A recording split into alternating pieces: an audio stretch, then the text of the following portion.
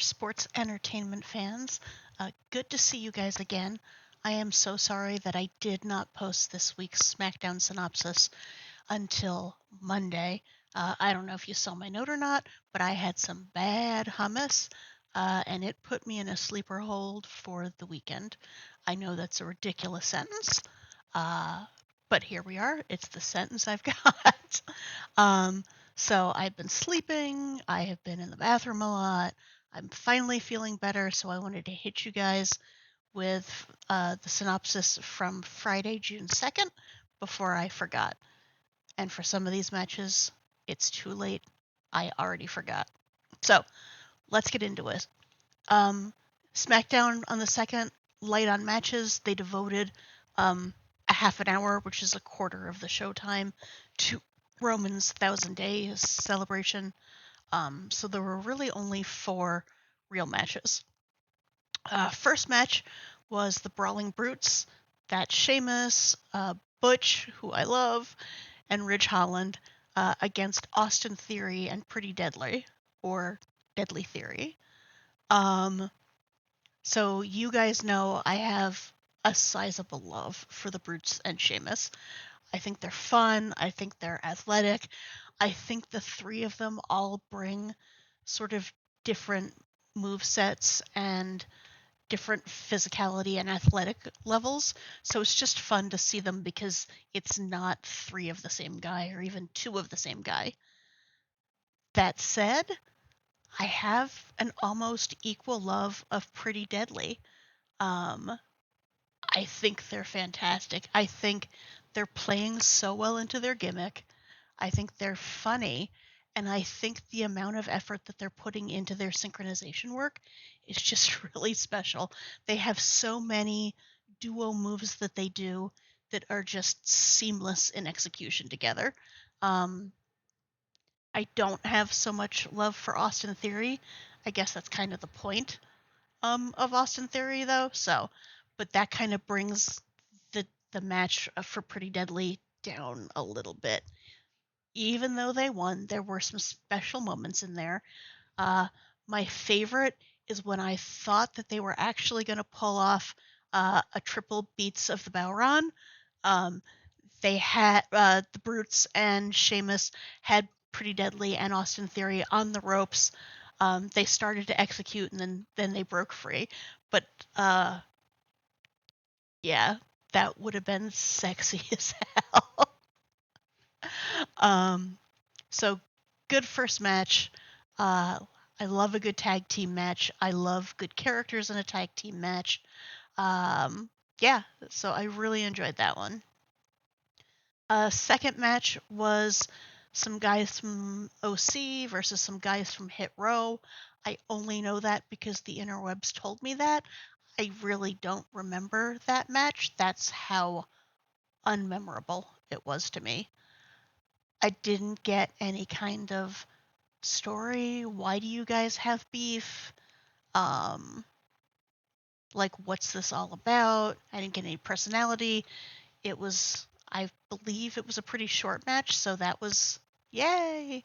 Uh, the guys from OC1, I feel like that's part of sort of AJ's his ups right now. You know, he had that tag match with Seth Rollins. OC is doing well. So even though he may have lost the new heavyweight belt, he's still getting some positive exposure, if that makes sense. Third was a Money in the Bank qualifying match between Zelina Vega and Lacey Evans. So this was my first time seeing Lacey Evans. To remind you guys, I really started to get into wrestling at WrestleMania this year in March.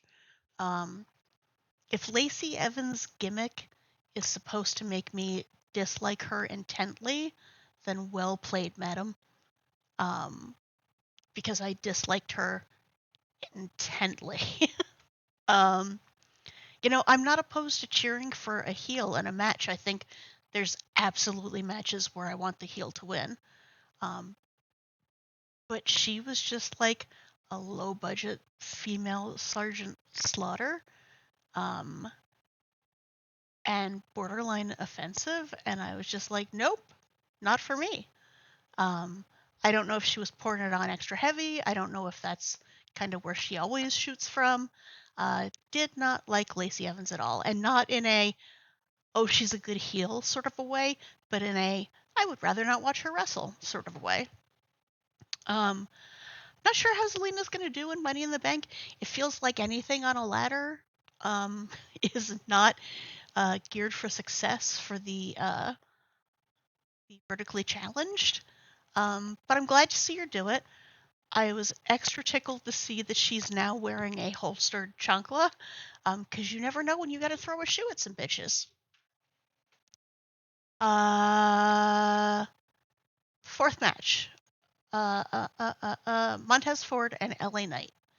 I thought it was the second best match of the night. Both guys are quick. Both guys are athletic. Um, I don't understand the hype for LA Knight. Um, Tell me, educate me. I know that he has a following, and I don't get it. Um, like he's for sure an athlete. Like he's in great shape. I just don't find his character unique or appealing, really, in any way. But again, maybe he had a big story before I got into this, and that's kind of carried over, and I just don't know about it. I love seeing Montez Ford coming off the top rope.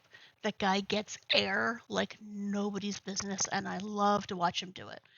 And in my heart, I was pulling for him to win this Money in the Bank qualifier. He didn't pull it off, but you know what? LA Knight is going to be a perfectly worthy contender. So glad for Knight, but really good match. I just really enjoyed it. It felt balanced. Uh, both guys were doing their thing, and it was pretty even. Uh, and then the non wrestling events of the evening. One moment, please. The Grayson Waller effect. So I still haven't seen this Aussie wrestle. I don't know what he's about in the ring. I've only seen him doing promo work and the Grayson Waller effect. I think he's amusing. I thought that this episode of the Grayson Waller effect was especially fun. I loved Asuka and Io Sky screaming at each other in Japanese. I loved when basically the entire women's locker room just kind of emptied out into the ring and everybody was screaming at each other and getting aggressive. Um, it was nice to see a showcase of the female wrestlers not in a match, like not in an 18-way tag match or something. I still don't know that it's the best way to showcase your female wrestlers. I feel like a bunch of women sitting around and being catty and screaming at each other leans into some old stereotypes that I personally would like to get away from. Everybody doesn't have to be a bitch all the time. Um, but nonetheless, it was still fun to kind of see everybody get out there and do something other than wrestle. So, um, someday maybe I'll see Grayson Waller wrestle. Who knows? Maybe he'll keep doing the effect. Um, I'm enjoying that as well. I think at this point I enjoy the Grayson Waller effect enough that if he got in the ring and wasn't good, I would be extra disappointed. And then sort of the highlight, the spectacle of the evening was Roman Reigns' 1,000 days celebration. I was surprised to see him get a shiny new belt. It was a good looking belt, right? Um, but I don't know what he's supposed to do with it. Is that like his placeholder belt? So now he can just carry one belt and Heyman can lug the other two? Um, or is it just the one belt now so that Heyman doesn't have to lug the other two and, possibly put out his back at some time? Um, but I did think it was a good looking belt. Roman looked really surprised and touched that there was a belt and by the presentation of it, and I was surprised and touched by that, and then I learned that he's just a really fucking good actor. So maybe he wasn't surprised or touched. But the Bloodline saga endures. And I have to tell you, it's probably one of the reasons I find the WWE so compelling. It's a good story. Every time I think I know where it's gone or it's ended, something else comes and drags me back in. Um, Tell me another story that's been at this level and this sort of overarching. Because I want to go back and watch another story that was like this. This is the only one I know at this point. Um, just Roman selling the emotions and the tears. What? The man can cry on command. He is an actor. This is how you stay champ for 1,000 days. It's not just the good work in the ring when he actually has a match and defends his title. I know.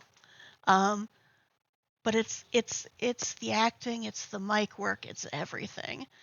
Solo Sikoa turning face for like 3 minutes and then right back to heel, and Samoan spiking his brother Jimmy. How are you going to do that to Jimmy? Um, I loved Paul Heyman's face the whole time. Sometimes I will go back and watch Bloodline work just to watch Paul Heyman's face in the background or to see if I can figure out what he's saying. Um, at Night of Champions, he was going, "What did you do? What did you do?" And I couldn't hear him, but I could very clearly see that that's what he was saying, and I love that.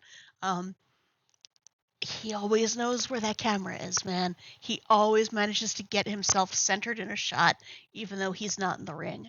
That's a pro. Um, I love main event Jimmy Uso finding his footing, and that's what I'm going to call him. This is main event Jimmy Uso. I think he's got it in him. I think we're going to see a lot of interesting stuff from Jimmy coming up. You know what? I thought it was going to be Jay. Jay's fantastic. Jay is spectacular. Love Jay. But I think main event Jimmy is going to be the one. Um, Love to see that. Jay's face, just like Paul Heyman, Jay just has this full range of of expressions to suit the mood. If he's scared, you can tell he's scared. If he's concerned, you can tell he's concerned. Um, and then Roman's sort of parting shot that Jay will fall in line. And I was just like, oh, don't do it, Jay. I tell you, when I watch Bloodline drama, not some matches too, but mostly the stuff around the matches, I talk to the TV so much. Jimmy's pulling Roman in for the hug, and I'm going, don't do it, Jimmy! Jimmy, don't do it! And he did it anyway. Um, I think we're absolutely going to see 2 to 4 of these guys in Money in the Bank matches. I think that's going to make for some really interesting Money in the Bank action. I still don't fully understand the rule set from Money in the Bank because every time I read it, it seems too simple. When you get a briefcase that has a contract that you can cash in at any time to insert yourself into a match. That sounds too simple, which makes me think I'm not fully understanding it. So, could win, and then you've got your contract, and then you wait a while so everybody forgets that you have the contract, and then you show up at WrestleMania and declare, like, you're not challenging for that belt. I am. I have a contract. Is that how that really works? Um, cool. It adds a new variable. I'm just not sure if I fully get it. I've got 3 weeks to figure it out. I believe Money in the Bank is 7/1. It's the first week of July for sure. Not apropos of SmackDown last week. After Night of Champions, they ran a couple of promos before they repeated or went to the next program. Did anybody else see the full-length promo for Drew McIntyre? Like, this was a 4 or 5 minute promo. I have to assume that means he's coming back soon, right? Right? Drew, you are missed. I hope that whatever's going on between you and WWE is something that can work out to everyone's mutual benefit. Would really like to see you back in the ring soon, man. If anybody knows anything about what's going on there, other than he was injured, now there's maybe contract stuff, holler at your girl in the comments. Um, I loved him in WrestleMania. Uh, I think I've said before, but if I didn't, the Intercontinental Championship with uh, Drew McIntyre, Sheamus, and Gunther was like prime WrestleMania for me. That was the match that I go back and watch over and over. So would love to see him come back. But if he's not, it was just really strange timing that they would have that long promo for him. Um, I think that's it for this week. I cannot wait for this week. Again, apologies for the delay on this one. I will be back on this coming Friday with more SmackDown tastiness for you guys, and hopefully with a lot less ass trauma. I will see you guys then.